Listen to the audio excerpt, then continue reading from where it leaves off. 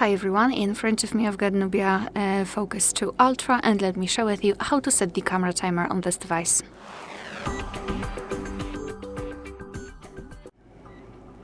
So let's start with opening the camera app.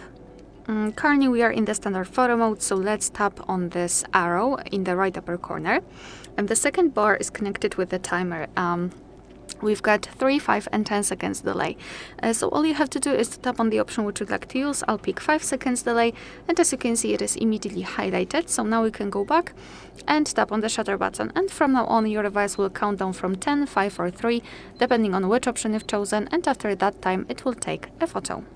Of course, if you wish to turn it off, you can do it the same way. Simply tap on this arrow here and tap on off. Since it is marked, it means it was applied. And right now, after tapping on the shutter button, your device will immediately take a photo.